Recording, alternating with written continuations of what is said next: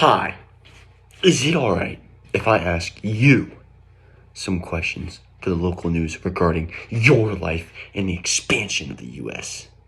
Uh, sure. Have you lived in California all your life? Actually, I was born in Missouri and lived there for most of my life, but then I traveled out west. Why did you travel out west?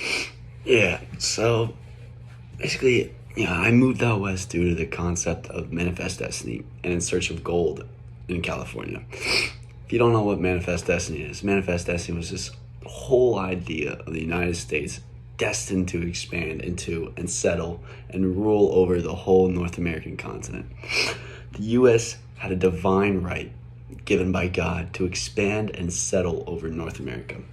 James K. Polk was the champion of manifest destiny. But yeah, I took the transcontinental road of St. Louis, Missouri to San Francisco, California.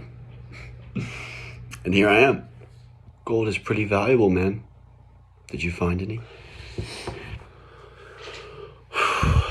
After hours and hours, day after day, I have yet to find any remnants of gold. But I'm still searching. Did you know that gold is the largest discovery to date? The discovery of gold brought mass migration to the US, in particular California. 300,000 people traveled to California during the gold rush in search of gold. Most of the people traveling from the eastern US to the western side. Gold helped with the economical and political expansion of the United States. There are three main areas of expansion after the period of 1840. These areas were the West, the South, Southwest, North and Northwest, and in trying to expand and settle over the land, the U.S. got into a war, which was known as the Mexican-American War. This war lasted from 1846 to 1848. The war started when President at the time, James K. Polk, a huge supporter of Manifest Destiny, was determined to expand and settle over the Southwest. Polk sent in U.S. soldiers onto the Rio Grande River, and the Mexican army attacked the Americans, which killed 11 U.S. soldiers.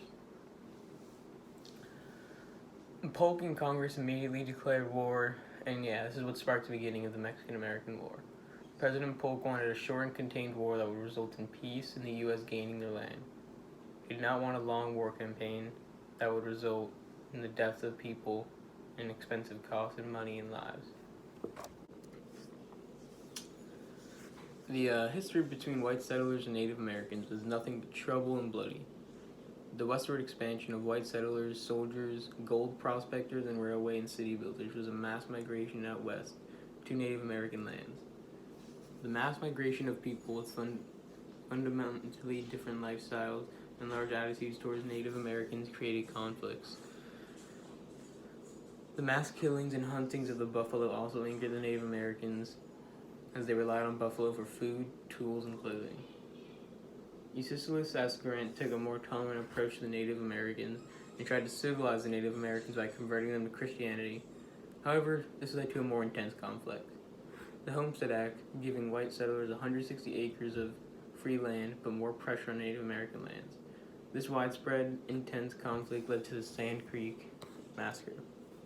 This occurred on November 24th, 1864, when about 700 U.S. soldiers killed 70 to 160 women and children of Native American descent. Congress passed the Dawes Act in 1887 to try and break up the Native American tribal systems. Century of Dishonor is an ugly, shameful part of U.S. history as Americans broke treaties, promises, and killed and pushed off Native Americans off their land into preservations. Sure, a period of time that won't be forgotten.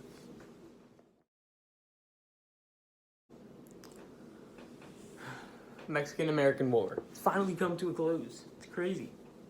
Mexico officially ended the war by signing the Treaty of Guadalupe Hidalgo, which was just signed in the Villa of de Guadalupe Hidalgo in Mexico. The United States of America has won the war, but paid a price for their victory in the war.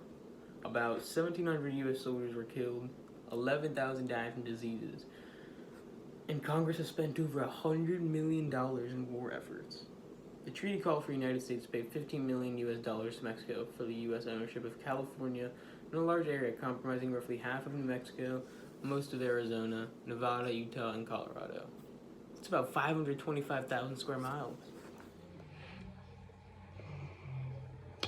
Well, Oregon was 500,000 square miles of vast land with good agriculture and a superb port of Vancouver. The British, the Russians, and the Spanish were all competing for Oregon along with the U.S. The U.S. also had the 49th parallel, and the British also signed the Webster-Ashburton Treaty between Britain and the USA, giving the U.S. the Oregon Territory and expanding extensive Pacific coastlines of the U.S.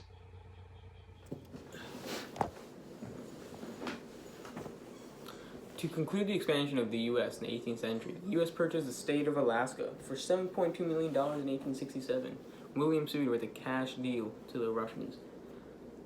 The U.S. were keen to acquire Alaska for a variety of reasons, such as expanding the Pacific coastline of the U.S., the good fishing industry, and the purchase would keep peaceful acquisition and keep the U.S. on good terms with Russia. In addition to that, the purchase would spread the U.S. rule and keep the British out of the area, as they did not have any problems with the U.S.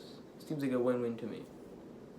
The state of the debate of the U.S. expansion was that most historians believe westward expansion was largely driven by politicians at state and national level with great popular support for political and commercial reasons.